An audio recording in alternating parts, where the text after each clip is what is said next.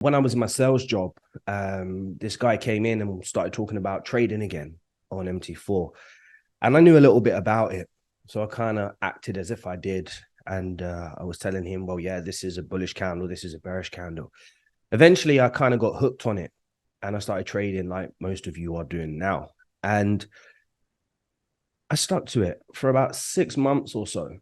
But that journey when trading was just up and down, up and down, up and down. And I realized that I didn't have enough grit in the game. I wasn't really that determined as well. I was married at the time, had a young family, and I had a lot of responsibilities going on in my life. So I let it go and I got into network marketing. And that kind of went well for me. I'd done pretty well there working for a supplement company. It was pretty new at the time. And, I put in the work and I made some dough. Anyway, long story short, guys, eventually my marriage started to deteriorate. And I didn't really have much going on in my life. Like from a very young age, I'd left home at 17, got married when I was 18, had my first child when I was 19. And I thought that the whole sole purpose of my life was to really stand up and be the man of the family, the head of the house, the guy that provides. But at the time, I didn't know who I was. I didn't know what my purpose was. I didn't have an opportunity to really figure who I was or figure out who I was. And that solely came from the fact that I was raised in a single parent, home. My mum raised 5 children. I was the eldest. And yeah, shit was tough, man. My mum unfortunately suffered from mental health illnesses and other addictions, and shit was tough. So I thought I'd take the leap. I wouldn't say of faith, but at the time it was the leap of faith to move out, get married early. It just didn't work out. Anyway, by the time I came back home, I got back into drinking, smoking, partying, girls, whatever else. And I could tell you now, looking back at it, it was fun, but it was the worst part of my life. Simply because I knew that that wasn't my purpose. My purpose, what was it? That I didn't know. But at the time, I knew it was higher or had to be higher than what I was doing because there was no fulfillment from it. Long story short, guys, I eventually started going through divorce, and that came with its turmoils. I unfortunately had a really bad divorce. I ended up losing access to my daughter. I had to fight in court to get access to her again. My mum was still sick and severely sick, attempting suicide multiple times, getting phone calls left, right, and center to say, look, we can't get through to mum. We have to check on her, and having to go down to the house and kick off the door and see her lying on the floor. Then she turning against me for helping her because she was embarrassed, kicking me out of the house, having to sleep in my car, having to use the toilet in the park, just going through a lot, having a lot of debt on my shoulders from being young and making silly mistakes to the point where, I needed to change my life. And I chose trading. And I remember clearly the day I was coming home from work and my wife now, who's my queen, man, I love her to death. So I want to say thank you for everything if you ever listen to this. But I was coming home from work and she messaged me and she said, what are you going to do when you go home? And I was young. I was young. I wasn't young, but I was fresh, like starting my life again, coming from a marriage, really trying to find my own path. And I was like, I'm going to go home and I'm going to start trading. I work at home to trade. Initially, I was going home to play Call of Duty, but I was like, I can't tell her that because that's not what I want to do. But I just couldn't find the reasons to do something different. And she messaged me back and she said to me, do you know what? That is something that really turns me on about you. I was like, what? She was like, you're so motivated and you're so driven. And that was a changing point in my life. That moment when I realized that someone believed in me. I didn't have a dad there because he had committed suicide when I was 5. had a mum and she looked after us and cared for us, but she couldn't kiss and cuddle us.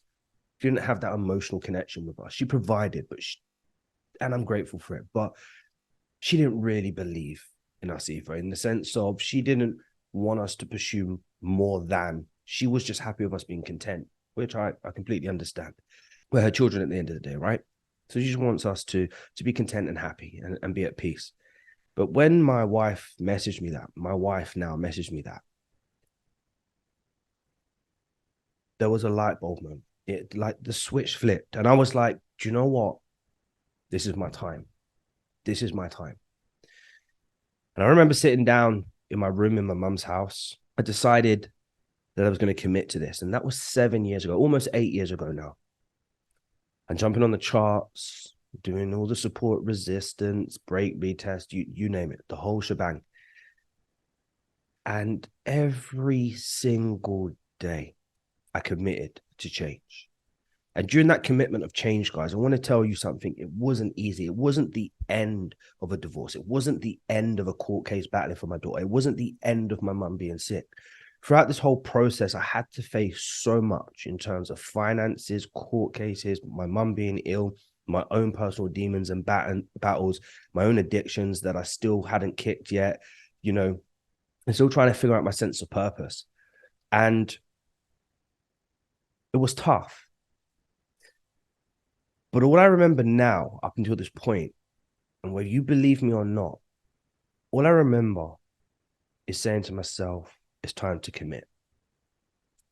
And I was doing this because I knew that my life had a better meaning. Not the meaning or the stories that I was originally telling myself, not the shit that had happened in my life or was happening in my life. The fact that I didn't have a dad and I had a mum that was sick and at times abusive and aggressive and constantly disowning me and calling the police and kicking me out of the house for just trying to help her or intervening in arguments that she may have with my siblings. And to me, it was like, I can hold on to this or I push through this. And I'm going to tell you something. I committed to pushing through that. And for the first year of that commitment, guys, that is when the biggest change happened. The biggest change. Because initially, when you start your journeys or you're already on your journeys, everything you do from day one has to be intentional until it becomes a part of your identity and who you are. So there were times that I woke up in the morning and I didn't want to do shit. There were times when I came back from work and I didn't want to do shit. There were times where I would be doing so much, I just wanted to give up because I wasn't getting the results. But it's at that point, you've got to say to yourself, we've got to continue to pursue this. And there's kind of stages to learning, right? You study something, you learn something, and you understand nothing. But if you're serious about growth, you study it again, and guess what happens? You learn something new. You don't learn everything, you don't understand everything, but you study it again, and then it starts to become clearer. And then you study it again, and it's like the penny drops. And that was my journey for the first year, every single day. And to me, there was no failing. There was no quitting. Didn't matter if I felt like quitting, there was no quitting. Then it got worse. My mum got even sicker. Ended up in hospital. When I visited her, I was like, Mum, it's time to change your life around. Let's do this. And she's like, yes, let's go. And I remember that day so clearly. I said to her, Mum, listen, she couldn't talk much for some reason. I couldn't understand why, but I said, Mum, my wife needs your egg curry recipe. My mum's Guyanese, from Guyana. I said, my wife needs your egg curry recipe. And I remember her clearly trying to give me this recipe, but she just couldn't recall this recipe, but she was doing her best and she was staying strong and she was religious as well. And even though she was so weak, she still prayed before her food. We've seen her in this position before and it was like, you're going to come out of this, Mum. You'll be fine. I left, came back the next day. And as I walked through the hospital door, there's like 10 doctors and consultants standing around her. She's breathing really heavy, snoring, and I'm just like, what's going on? They said, your mum's super ill. She's going into organ failure. I said, what's the chances of her coming out? And they said, very low. Now, this is a year into, or a year or two, I'd say, a year and a half into me going full-time trading now. And wasn't even thinking about that at the time. But at that moment, it was almost like I'd gone from sleeping in a van where my younger brother came out of my mum's house, parked his van down the end of the street, made a bed in the back and told me to sleep there. And because there was so much lights coming into the van, he went, opened up the electric box on the street and turned off the electric. I went from there to full-time trading in the space of a year, year and a half, to then standing next to my mum on her deathbed. And it was almost like, this can't be true, because everything that was bad was getting better. But the minute everything got better, it just got worse. Anyway, long story short, she passed away a week later. But I'm going to tell you something, guys. I think of her passing,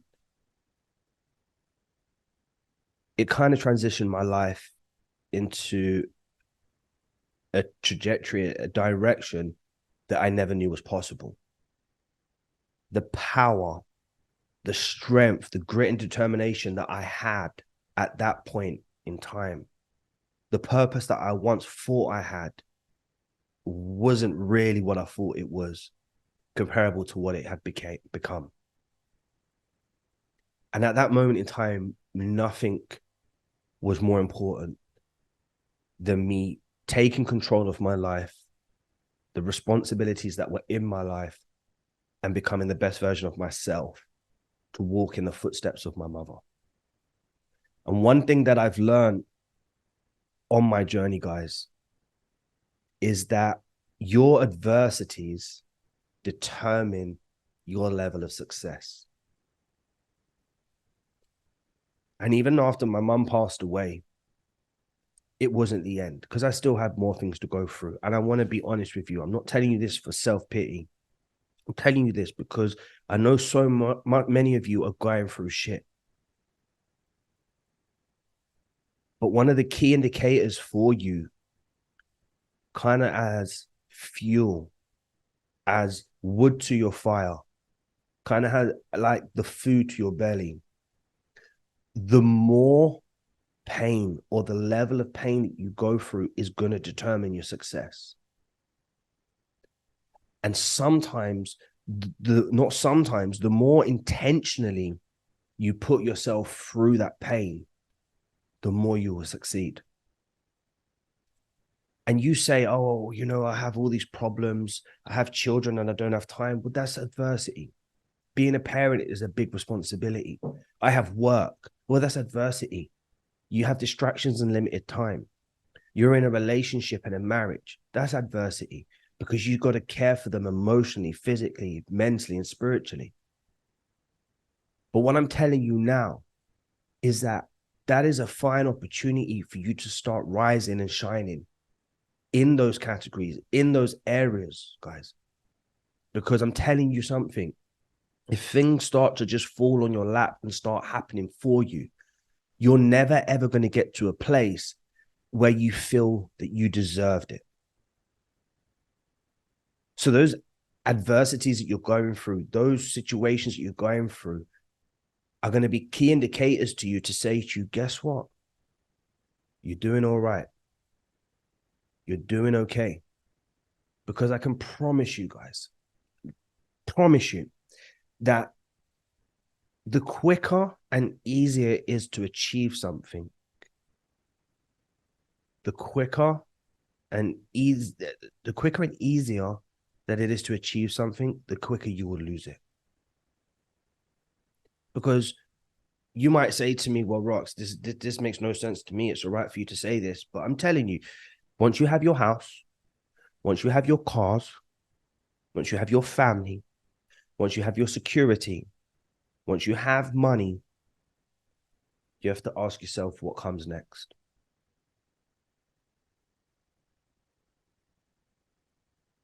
Because right now, guys, your focus is let's become successful. Let's make money. Let's do this. Let's do that. And then when it doesn't happen, you're disappointed. Instead of saying to yourself, do you know what? This is what I'm going through. This is what I'm suffering with. Instead of it affecting my life and desperately trying to make me get to where I need to get to, or desperately trying to force my way to where I need to get to, let me take a moment to really soak this in. Let me take a moment to really reflect on what my life looks like. Let me take this moment to say to myself that if I don't get my shit together, then nothing's going to change. And use that as your fuel. Because you think it's easy when your mum passes away, your dad commits suicide, your divorce goes through, and you finally get access to your daughter. You think shit changes. It doesn't. Because the battle isn't those things. The battle is the internal battle. What's happening up here? And I'm telling you now, if you intentionally put yourself through the discomfort, what will start to happen, guys, is that inner peace that you will gain will be far superior to any fucking penny you can make.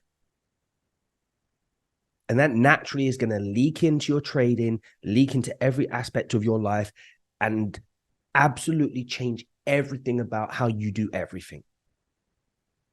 How can you give 100% to anything if you can't give 100% yourself? And nothing's going to change for you if you don't get your shit together and get it done. Doesn't matter what you're going through. And one thing that I was thinking about before I recorded this is your values determine who you are to others. And if you're not living your life based on your values and your purpose, then how are you ever going to give your all to others if only half of you is shining?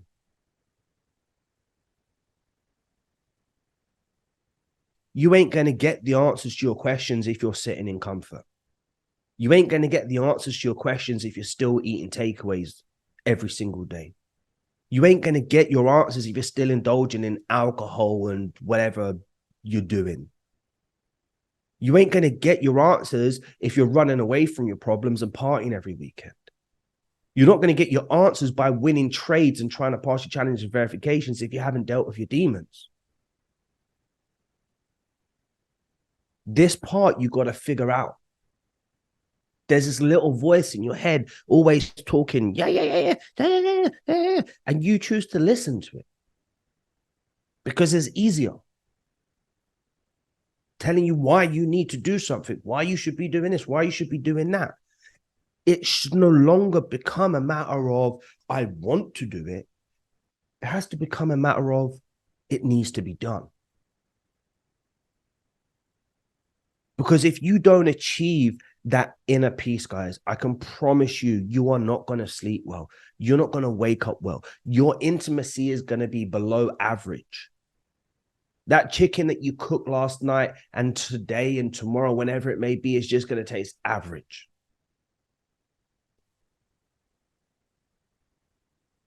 Water can taste like wine when you're at peace, but water tastes like shit when you're living like shit.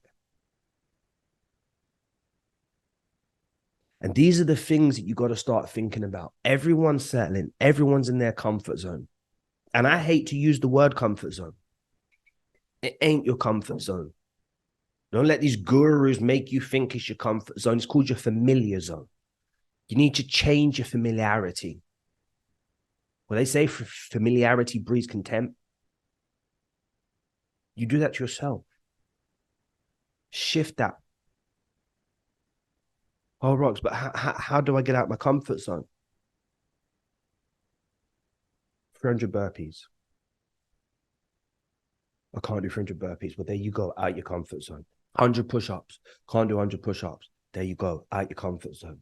Cold showers. Oh, I don't like cold showers. Out your comfort zone. Wake up at 5:30. I can't wake up at 5:30 because I go to bed too late. Comfort zone. Get out your comfort zone. You need to change your routines. You need to change your habits if you want to get to a place where you are going to become successful. And I'm not talking just money. I'm talking spiritually. I'm talking mentally and emotionally. I'm talking physically. And as I said, guys, your level of pain will determine your success. The more pain you go through, the more successful you're going to become. For me, I've been through a lot, but I don't look back at it and think, oh, poor me. I'm actually happy I went through everything that I went through. I'm happy I went through everything that I went through. And everybody wants to make that change, or everybody's saying that I'm too scared to step out of my comfort zone. But contrary to the fact that you're scared to stay where you are.